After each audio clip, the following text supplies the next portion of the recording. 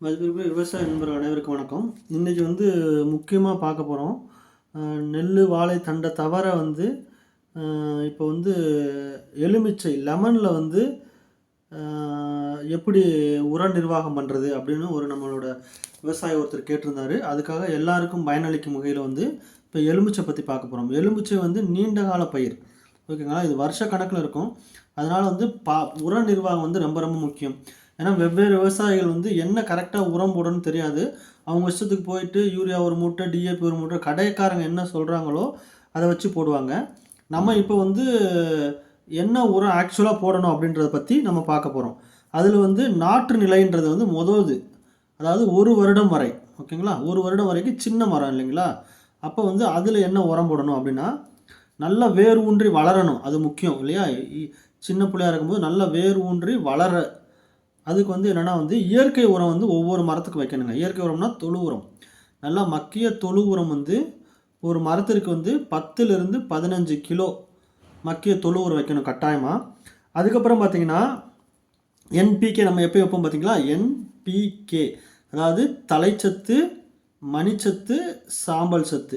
இது எவ்வளோ வைக்கணும் அப்படின்னா, ஒரு மரத்துக்கு தலைச்சத்தில் யூரியா 100 கிராம் வைக்கணும், ஓகேங்களா. Urea 100 gram.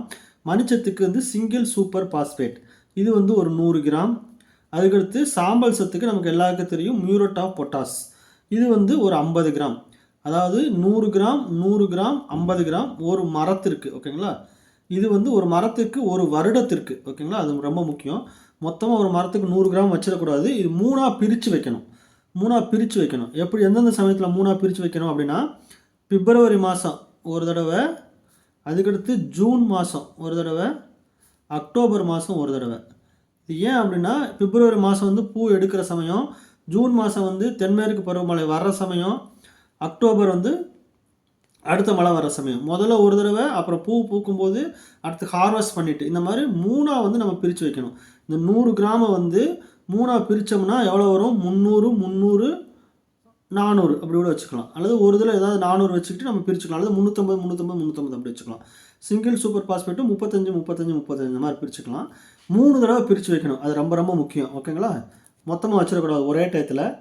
அதுக்கடுத்து இது மொதல் வரும், மொதல் வருஷத்துக்கு. அடுத்து வளர்ச்சி நிலை வந்துடும் இல்லையா. அதாவது 2லிருந்து 3 ஆண்டுகள் வரை, ஓகேங்களா. 2 வருஷத்துலேருந்து 3 வருஷத்துக்கு அதே மரத்துக்கு 20லிருந்து 25 கிலோ தொழு உரம் வைக்கலாம், ஓகேங்களா. ஒரு மரத்துக்கு தொழு உரம் நம்ம எவ்வளோ நாள் வைக்கலாங்க. யூரியா 200லிருந்து 300 கிராம் 300 கிராம் வச்சுக்கோங்க யூரியா. சிங்கிள் சூப்பர் பாஸ்பேட் ஒரு 200 கிராம். மியூரேட் ஆஃப் பொட்டாஸ் ஒரு 200 கிராம்.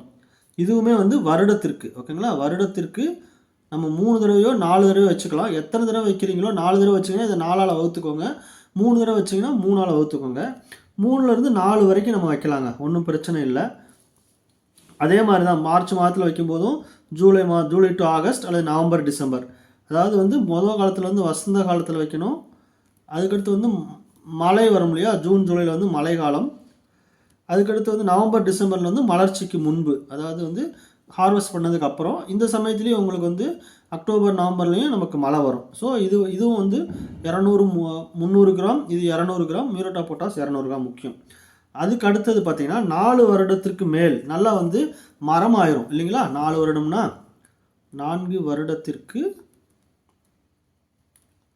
மேல். 4 வருடத்திற்கு மேல் எப்படின்னா வேணும், அதே மாதிரி தான் 30லிருந்து 30 கிலோ நம்ம தொழு உரம் வச்சுக்கலாம் மரத்திற்கு. யூரியா எவ்வளோ வைக்கணும்னா, யூரியா 600 கிராம் வைக்கலாம். Single super phosphate SSP single super phosphate 400 gram வைக்கலாம். மியூரேட் ஆஃப் பொட்டாஸ் 400 கிராம் வைக்கலாம். இது வருடத்திற்கு ஒரு மரத்திற்கு, ஓகேங்களா.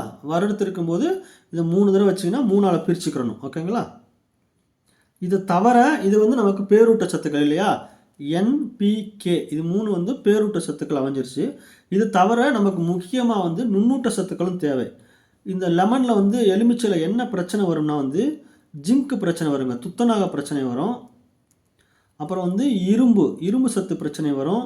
இன்னொன்று மாங்கனீஸ் சத்து பிரச்சனை வரும், ஓகேங்களா. மாங்கனீஸ் இதனால் என்ன ஆகுனா வந்து இலைகள்லாம் சிறுத்து போயிடும், இலைகள் வெளிரி காணப்படும். எலுமிச்சம்பழம் வந்து சின்ன எலுமிச்சம்பழம் வரும். இதோட வந்து போரான் வேறு இருக்குங்க. போரான் சத்து பற்றாக்குறை வரும். இந்த 4 சத்து பற்றாக்குறை வரனால நீங்கள் என்ன பண்ணலான்னா, இது 2 வகையில் பிரிக்கலாம். ஒன்று தனித்தனியாக நம்ம வாங்கி ஸ்ப்ரே பண்ணிக்கலாம்.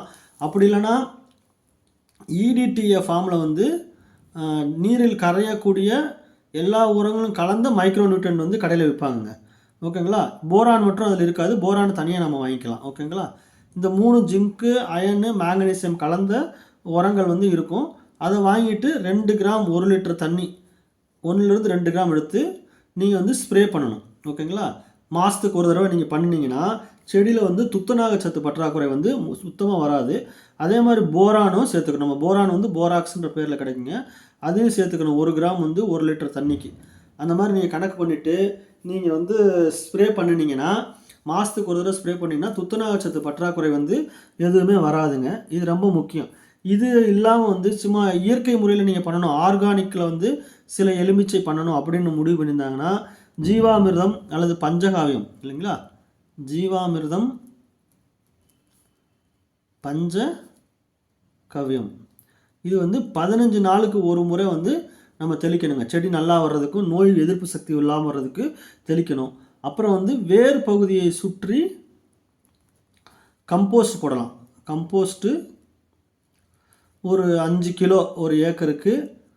அப்புறம் வந்து வேப்பம் புண்ணாக்கு ஒரு 1லேருந்து 2 கிலோ ஒரு மரத்திற்கு. 1 கிலோ வரை கூட வைக்கலாம். 1 கிலோ போதுங்க ஒரு மரத்துக்கு வச்சிங்கனாவே. இது வந்து வேப்ப முன்னாக்கு வந்து வேர்பூச்சி இதெல்லாம் சேர்ந்துடும். கம்போஸ்ட் வந்து நமக்கு வந்து உரம் கொடுக்குங்க. இதை தவிர வந்து நீங்கள் NPK தலைச்சத்து, மணிச்சத்து, சாம்பல் சத்து வந்து உங்களுக்கு வந்து இயற்கை முறையில் வேணும் அப்படின்னா நம்ம பயோ ஃபெர்டிலைசர்ஸ் யூஸ் பண்ணிக்கலாம். பயோ ஃபெர்டிலைசர்ஸ் என்னன்னா வந்து அசோஸ்பைரிலம் என்ன கொடுக்கும்? தலைச்சத்து N கொடுக்கும். பாஸ்போபாக்டீரியா